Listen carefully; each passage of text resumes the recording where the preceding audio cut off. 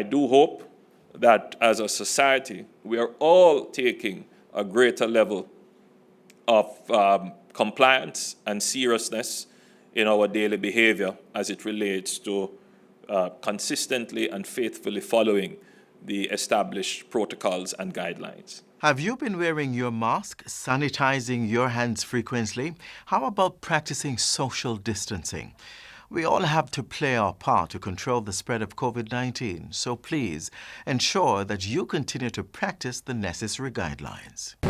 Hurricanes can strike at any time. In the event of one, be prepared to act quickly.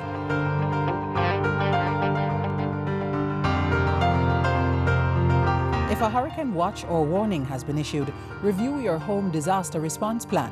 Map out likely routes to evacuate if your home is at risk and confirm with relatives or friends you plan to stay with. Also, confirm the location of the nearest shelter. Check your emergency supplies and restock if necessary. Remember, disasters do happen, so be prepared.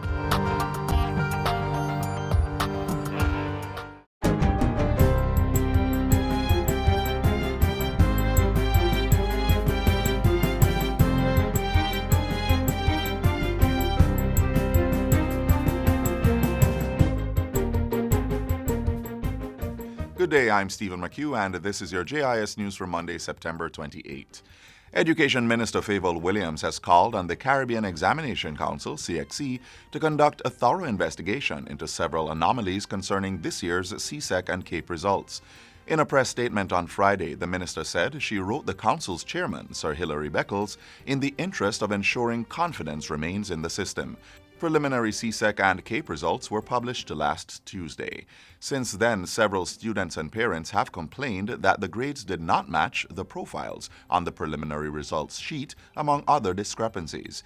In addition to those concerns, Minister Williams says she has sought to ascertain why the results were sent directly to students before schools and the ministry, which prevented the ministry from identifying anomalies or errors in advance. In the meantime, the minister is assuring the public that the ministry continues to advocate in the interest of Jamaica and will ensure that the challenges being faced by students are effectively addressed and resolved. Other Caribbean countries, including Grenada, Antigua and Barbuda, Barbados, Trinidad and Tobago, and Guyana, have also called on the CXC to probe the alleged inconsistencies in grades for the 2020 sitting of the examinations. Meanwhile, Registrar and CEO of the Caribbean Examinations Council, Dr. Wayne Wesley, says requests by candidates for queries and reviews should be submitted to the examination body by October 23, 2020. He says queries regarding absent and ungraded results are free, but there is a fee for reviews. Dr. Wesley was speaking at a recent virtual press conference to provide clarity on concerns raised about the preliminary results for CSEC and CAPE. He asserted that the concerns being raised about students' grades in this year's exams are not reflected in the results, which shows candidates' overall performance increasing significantly in both exams. Dr. Wesley says the Council's quality assurance mechanism ensures that there is detailed check of every single subject with a comprehensive report. We are grateful that we are able to present results that our stakeholders can be assured that the grades awarded are valid, having gone through the requisite governance, quality assurance processes. The Statistical Institute of Jamaica, Statin, has completed the draft report on its survey of citizens' knowledge, attitudes, and practices relating to COVID-19. The Knowledge, Attitudes, Practices, and Behavior (KAPB) study was done on behalf of the Ministry of Health and Wellness. Portfolio Minister Dr. Christopher Tufton says the study is a further attempt at scientifically assessing what is happening on the ground, along with looking at how Jamaicans approach the response to COVID. We've seen manifestations of it anecdotally, but we want to know in a more scientific way and how we can intervene further in refining the plans to deal with this pandemic that we are confronting. Dr. Tufton was speaking at the ministry's weekly virtual press conference last Thursday. He reiterated that government remained resolute in providing the leadership and coordination to manage the virus. A community tourism unit is to be established to deepen the linkages between rural-based suppliers and the industry. Portfolio Minister Edmund Bartlett says the unit is to be fully functional within 5 years and located at the Ministry of Tourism. The Community Tourism Unit will supplement the National Community Tourism Policy and Strategy, the Community Tourism Portal, and Community Tourism Toolkit workshops. Minister Bartlett says that as government reimagines Destination Jamaica, community tourism will be the cornerstone of a sustainable product. We will also explore the development of new destinations in St. Thomas, the South Coast, and other parts of Jamaica that have untapped tourism potential. At the same time, we will continue to build out a framework of support that will include product development, training, infrastructural improvement, and access to finance for rural communities. Minister Bartlett made the announcement yesterday during his World Tourism Day message. And finally, the Ministry of Justice says fewer children are being exposed to the criminal justice system due to its child diversion program. Child diversion consultant at the ministry, Ruth Carey, says that to date, 107 children, including 91 males and 16 females, have been referred to the child diversion program. She says the biggest increase in referrals was seen during the summer period, having been made by police officers and the court. During the summer, we had 25 referrals to the program in June and 41 in July. So it's slowly increasing. I think that has somewhat to do with more exposure, and because we've been having so many sensitizations on child diversion and on the child diversion legislation. She says the increase in referrals to the program also means that fewer children are becoming institutionalized.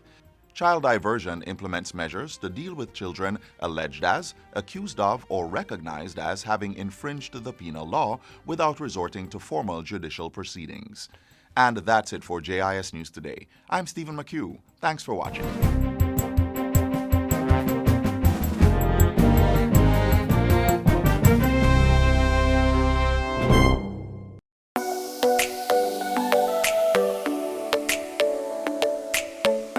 To properly carry out a hand rub, apply a palmful of the product in your cupped hand, covering all surfaces. Rub your hands palm to palm. Rub your right palm over the back of your left hand with interlaced fingers and vice versa. Rub your hands palm to palm with fingers interlaced. Rub the back of your fingers to opposing palms with fingers interlocked. Rotationally rub backwards and forwards the clasped fingers of your right hand in your left palm and vice versa. Once your hands are dry, they are now safe.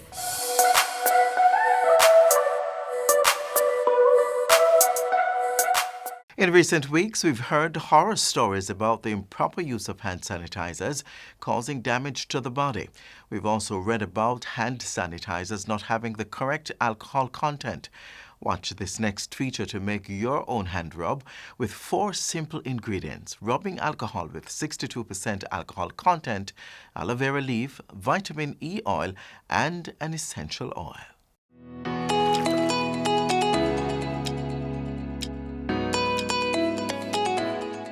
Hi there, thanks for joining us. I know, like myself, some of you are working from home. As you can see, I've turned my dinner table into a makeshift office, and I always have my trusty hand sanitizer with me. It's finished, so we're going to make homemade hand sanitizer. We have a 4-ingredient hand sanitizer. The most important ingredient is alcohol, and it has to be 62% volume or above, and aloe vera, and we have vitamin E oil and an essential oil, just to make it smell nice. So follow me into the kitchen.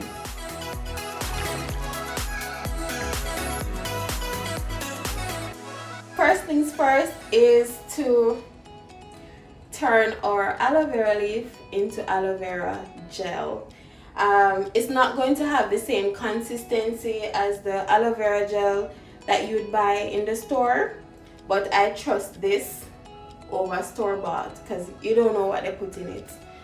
So first things first, wash it, and then we put it in our blender to smoothen it out.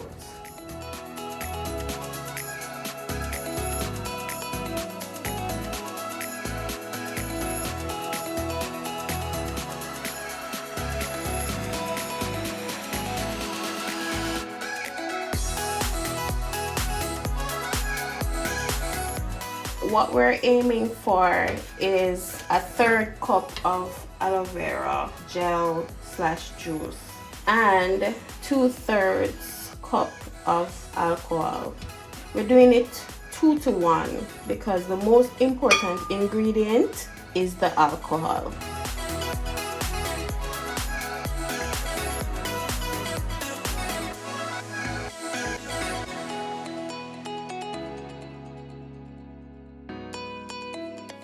Now that we've blended our aloe vera, we're going to put a 1/3 cup of the aloe. Wow, my measurement is on point, man. Whoa, just right. But as I said, the main and most important ingredient is this right here, the alcohol. We're going to use 2/3 cup of alcohol to a 1/3 cup of the aloe vera. I have here my measuring cup and I'm going to pour 2/3 of the rubbing alcohol into the cup. And I'm going to add a 1/3 of the aloe vera gel. For some persons, this will do, but for me, I want to add some vitamin E oil, so as to give a little more softness for the hands. So I'm going to put 2 to 3 drops of it because it's thick. As I said, this is optional, or you could use glycerin if you have it at home. Then the next one is the essential oil. I chose tangerine because I like that smell. And I'm going to add maybe 6 to 8 drops. And it's purely for cosmetic purposes. It doesn't add anything. As long as you have the rubbing alcohol, you should be good. Then I will just mix them together. In a clean container, after you mix the ingredients together, you pour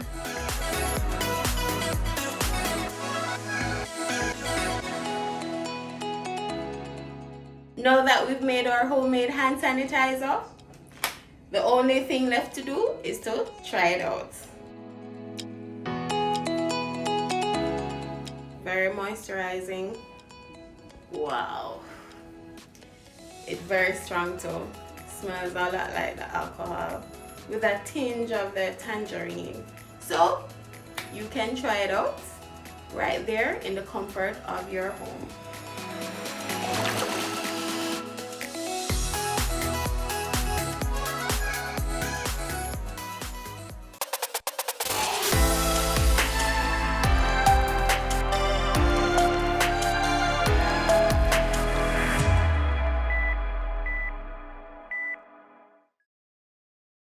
September is Sickle Cell Awareness Month, and donating for transfusions is one of the ways you can assist persons who suffer from this form of anemia.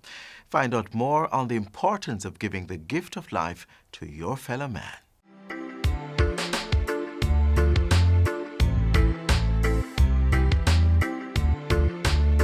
There are many fears and misconceptions about giving blood, some of which we'll be dispelling for you today.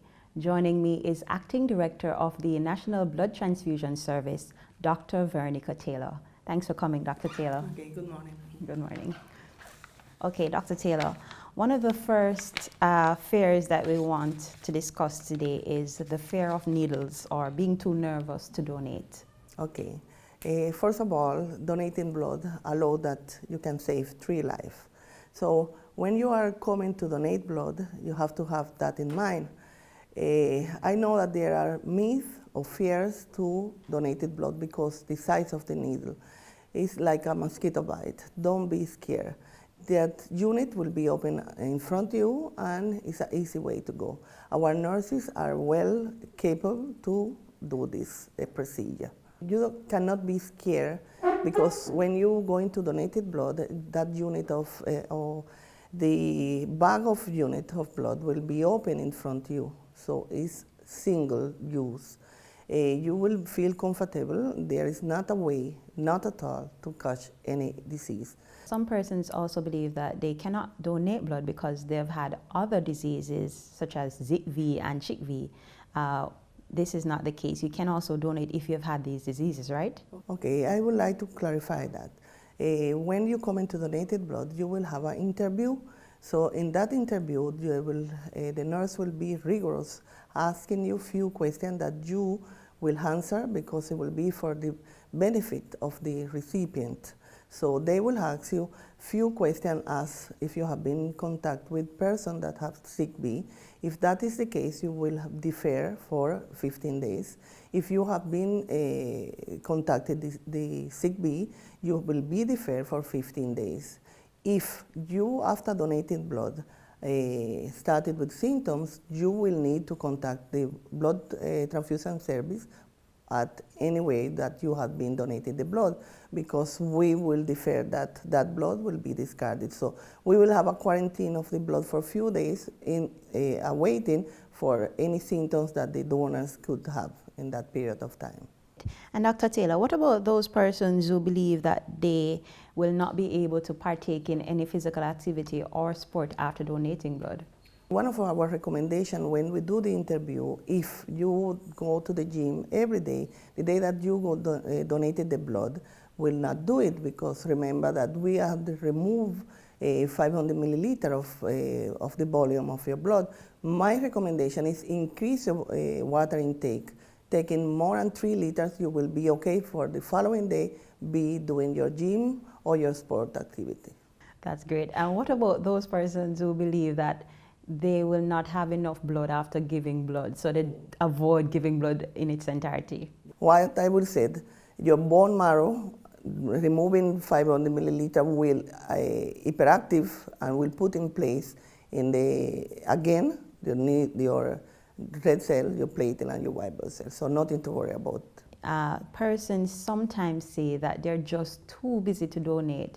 What do you have to say regarding, how long the process is and, the other blood drives that you have to facilitate persons who may not be able to come here directly to donate blood? Okay, that is a good question. We have the possibility to go to your workplace to allow you with a blood drive to help us to increase our number of units of blood in the blood bank. So we have different ways to allow to you to donate blood. 1, coming to the blood collection center. 2, a blood drive. 3, we use a mobile unit that go to the different places to allow person that interested to donate blood to go to that facility. The other way that you can, your day that you are resting, is a person living in Kingston and St. Andrews can go on Saturday from 9 to 3 o'clock to the National Chest Hospital. There we have a blood collection center that is open every Saturday. So that is another possibility, that the day that you are free to go and donate blood. Perfect. And what about the issue of age? Is there an age limit for donating blood? Are you ever too old or too young to donate? There is important to know that you can donate blood if you are between 17 and 60 years old. For the person that have been donated and regular donor, they can go up to 65. So that is important to be aware. And a very popular myth is that you cannot donate blood because you've had a tattoo. No, that I know that it is normal to have a tattoo, but we don't allow after 1 year to come and donate blood. Remember that you will use needle and you can be infected, so there is a window period that we don't want to violate, so we wait 1 year after you donated you have your tattoo in place and you can come and donate blood. Don't be scared. And finally, vegetarians think that they cannot give blood because they simply do not have enough iron. Okay, that is not true. Starting with a healthy lifestyle, we know that eating more vegetable and fruit, we are doing well. So vegetarian person don't have to be scared. We will take you through the process of what you will do when you donate in blood, and we will check your hemoglobin level, doing a test, and that will let me know if you are able to donate or not. So vegetarian is not an excuse to come and donate blood. Thank you, Dr. Taylor. Is there anything else you want to say? Yes, I want to say something that is very important. Please, it's not only National Blood Transfusion Service at 21 Slipen Road where you can come and donate blood. There are 10 blood collection centers island-wide, and I please encourage everybody to come and donate blood. We know that in the last, 8 months, the increase of accidents in Jamaica have been affected. So the way that we can save that life is sometimes the need of blood. Also, I would like to encourage people to keep donating blood. Why? Because PAHO and WHO want in 2020 that our country be 100% voluntary donors. So without your support, we will not be in that target. Please come and donate blood. Thank you, Dr. Yes. Taylor. It was good having you. So having some of those major fears and misconceptions dispelled, I sure hope that you will face your fear today and donate blood. All the best.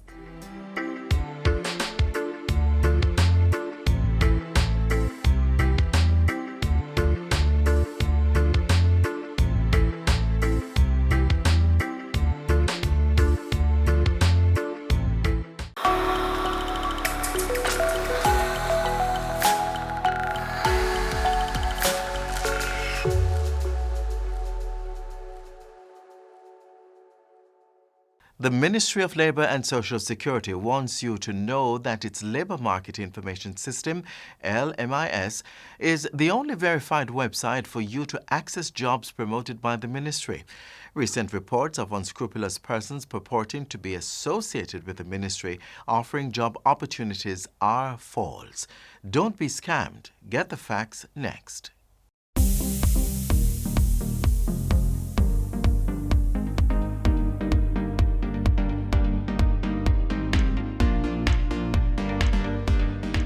Since 2001, the Ministry of Labour and Social Security's Labour Market Information System, LMIS, has provided a cost-effective way for employers to source and find suitable employees, as well as for job seekers to find employment. The LMIS has 3 components: the Labour Market Intelligence, LMI, the Skills Bank, and the Electronic Labour Exchange, ELE. These 3 components are interwoven to equip job seekers and employers to meet the demand of the labour market. The Labour Market Intelligence Department, LMI, collects labour market information and uses this information to determine trends and factors which influence the market. The department spearheaded the National Labour Market Survey 2017, which was tabled in Parliament. The survey identified 6 key findings. 1. Less than 1% of the workers in the participating firms were foreigners. 2. 80% of firms found it difficult to fill vacancies in their organizations. 3. Most firms were optimistic about their business prospects. 4. The hotel and restaurant services had the greatest opportunity for growth in the labor market. 5. Demand will be greatest for skills workers in production and services with 72%. And 6. 10% of the firms employed persons with disabilities. The survey is beneficial to policymakers, curriculum developers, students, job seekers, and employers who can use the information to assess imbalances in the labour market. Labour market intelligence is also utilized to better position the LMIS to meet the needs of clients. The Electronic Labour Exchange, ELE, is the core component of the LMIS. It's a critical tool for linking job seekers with employers where the in-office services are enhanced by an online portal. What we do is to do preparatory work in terms of getting individuals ready for the world of work. And these are done through our employability skills sessions. And these are done effectively to allow for the individual person to be ready to go into an organization and display the relevant soft skills that we want in order to have productivity. It showed me that it doesn't matter what happened in the office or what is going to happen where you go. There's always help and strength there You should just take the good from it and leave the bad where it is. Without the program, I would have never gotten that training. Since its launch, the LMIS website has attracted more than 14,000 job seekers and over 1,000 employers, earning their trust and becoming a national employment portal. We have been partnering with the Ministry of Labour to have interns coming in and joining our team for 3-month periods. What they have been able to do is to come in and to create a steady pipeline for us of talent that we have been able to infuse into the workspace and to be able to fill our entry-level roles. The experience has been a good one for us. We've been able to find talent that we can transition into the organization, and most of them are still with us and doing very well. I am very grateful for the program. When I left high school, I was in and out of jobs, and thanks to the ELE program, I'm here at the COK Fidelity. I've been to 3 departments thus far, and I must say it has been a very good experience. The LMIS is committed to serving Jamaica's labor force and has been building sustainable partnerships to enrich and increase access to the service. The latest of which has been through the New Employment Opportunities Project, which the executing body is youth. And what that does is to allow for our individuals who are conducting our employability skills sessions to be trained in global standards as to how to do it. It also facilitates a development of a mobile app that would allow for individuals to be able to access our web portal. Through this MOU, job seekers are able to use both facilities to access the services of the ELE portal, effectively allowing the LMIS increased penetration across the island. To improve human capital and labor market outcomes for the poor, the ministry has partnered with the Inter-American Development Bank, IDB, to develop and implement an on-the-job pilot for 1,500 PATH program beneficiaries. Through the electronic labor exchange, we are targeting persons from these households between the ages of 17 to 25 for job placement. Now, before we place them in jobs, we want them to be able to function effectively in the labor market. We want them to be able to retain those jobs. And it is through retaining those jobs that we will truly break the intergenerational cycle of poverty. The LMIS is grooming and empowering Jamaicans to achieve their fullest potential by utilizing labor market information, promoting the services of the ELE, and strengthening labor market opportunities through partnerships.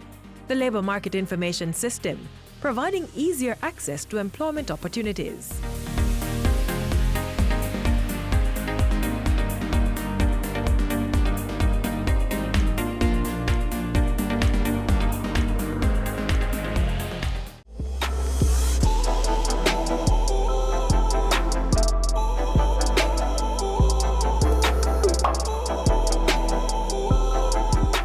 And that's where we close things off, but only for today. We return tomorrow around about the same time right here on this station. We are available 24/7, 365 online at gis.gov.jm. We also maintain accounts on YouTube, Facebook, Instagram and Twitter. And there's a mobile app that's smartphone compatible. On behalf of the entire team here at the GIS, I'm Adrian Atkinson. Thanks for watching. This has been a production of the Jamaica Information Service, the voice of Jamaica.